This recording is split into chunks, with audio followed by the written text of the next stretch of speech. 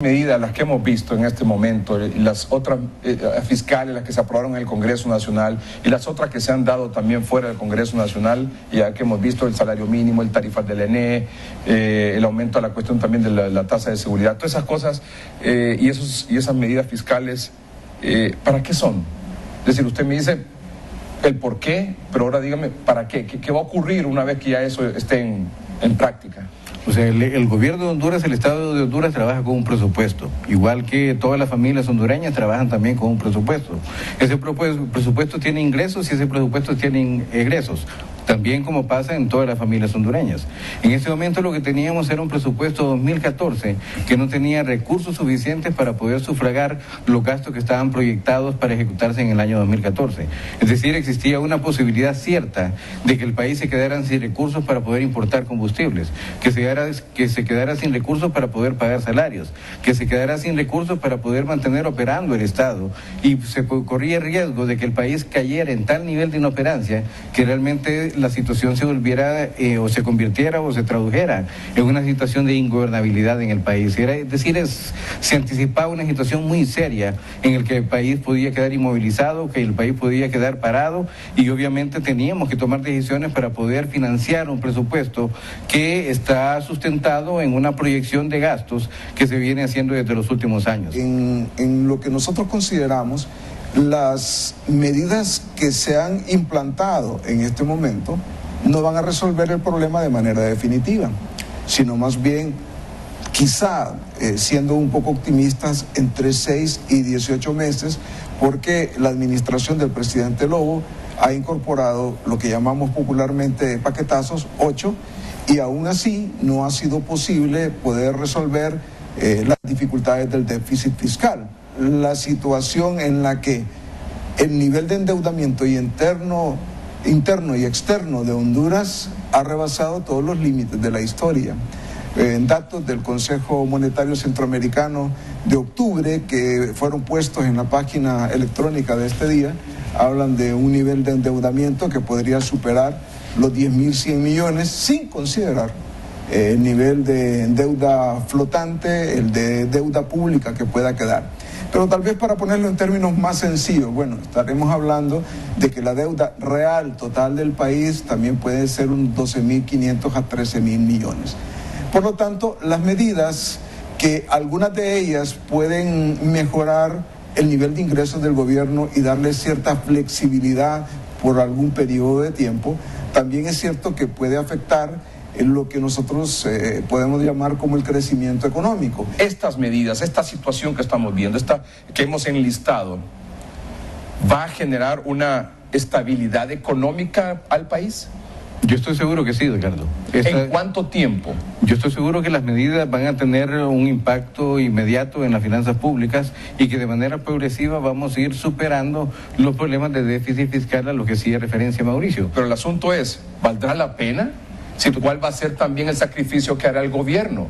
Totalmente, yo estoy seguro que este es ¿Será suficiente este paquete de medidas que hemos enlistado? Yo estoy convencido que sí, que es suficiente para crear una plataforma de despegue.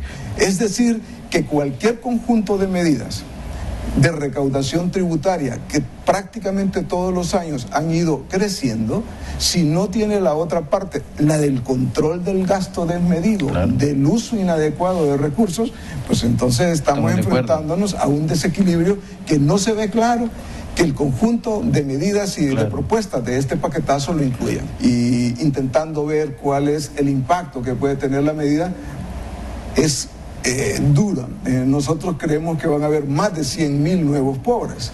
Y le doy argumentos como... Un momento, repítame esa cifra. La aplicación de este paquetazo va a traer en el 2014 más de 100.000 nuevos pobres si no se hacen modificaciones de la política pública y social. Claro, claro. ¿Por qué? Y le doy datos del mismo gobierno, de la encuesta del 2012 y una parte del 2013, porque nunca logró salir toda la información del INE del año 2013, de todas las personas que reciben salario, solamente el 65% reciben salario mínimo. ¿Qué significa esto? Que la canasta básica no la podían comprar porque no recibían el salario mínimo, menos aún ahora, en donde el principal impacto va a estar relacionado al costo de los alimentos, al costo de la movilización, que es lo que tiene que ver un poco con el transporte.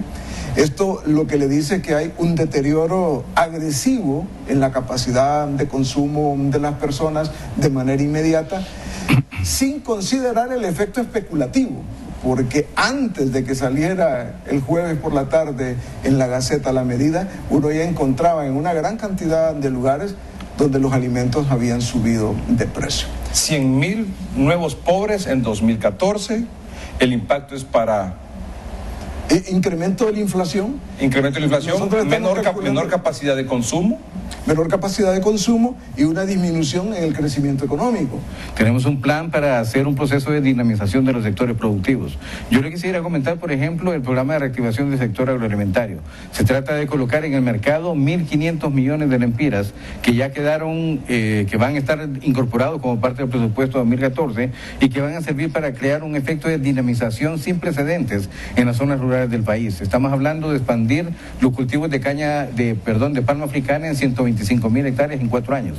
Estamos hablando de expandir el cultivo de caña de azúcar en 50.000 hectáreas en 4 años. Estamos hablando de un proyecto, de un programa que llamamos Con Chamba Vivís Mejor, que va a representar y generar empleo para 100.000 jóvenes que ni trabajan ni estudian en los próximos 4 años. Pero yo quiero equivocarme, fíjese, yo quisiera que lo que usted ha dicho fuera un hecho en el país, y lo que puedo constatar sin necesidad de proyectar a futuro, sino ver únicamente el contexto actual, es que nadie se va a enriquecer porque le cobren más impuestos.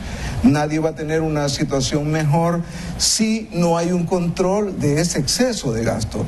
El asunto es técnico más que un elemento de naturaleza de dar algún nivel de planteamientos.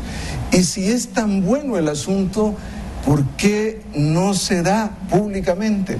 Si ha sido tan bueno el conjunto de medidas, incluido este 9º paquetazo, que fue un súper secreto, aún para los propios propietarios. Pero, Mauricio, lo interrumpo un segundito. Yo no estoy diciendo que sea tan bueno el paquetazo. Yo no estoy alabando la connotación del paquetazo ni las características positivas del paquetazo. Lo que estoy diciendo es que el gobierno entrante cuenta con un paquete de medidas y de intervenciones que van a tener la capacidad... La inelasticidad, que es un término que usamos los economistas, del presupuesto público, le indica en este momento de que más o menos el 85% de ese presupuesto ya está asignado, un porcentaje para la Corte Suprema, otro porcentaje muy alto para el pago de empleados, que es más de lo que uno puede imaginar, pero si usted otro porcentaje para cada uno. Entonces el margen que tiene es extremadamente pequeño. Revise el paquete de medidas, Mauricio, y se va a dar cuenta de que se crea un fondo que se llama el Fondo de Inclusión y Desarrollo Social,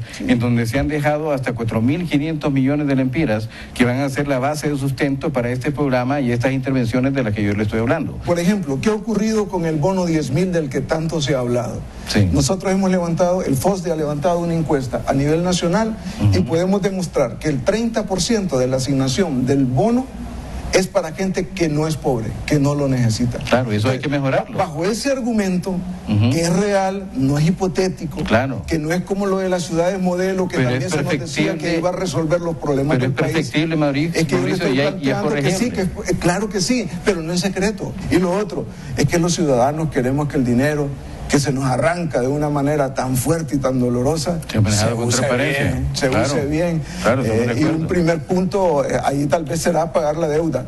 Yo debo de decir con toda la franqueza del caso. Yo le agregaría un tercer tema que me parece importante, Mauricio, a los dos que usted ya menciona, que es la reducción del gasto y la transparencia en el manejo de los recursos, y es la austeridad del gobierno de la República. No podemos seguir en una actitud de derroche, no podemos seguir gastando de manera exagerada en viajes, en viáticos, en recepciones y en cosas que realmente no representan nada en términos de avance, de progreso, de desarrollo, de reducción de la pobreza o de crearme más y mejores oportunidades para los hondureños. La autoridad debe formar parte también de la característica del próximo gobierno. Un gobierno transparente, un gobierno austero, un gobierno que está permanentemente abocado al desarrollo del país, que está trabajando en crecimiento económico. Control del gasto, uso transparente de los fondos y austeridad.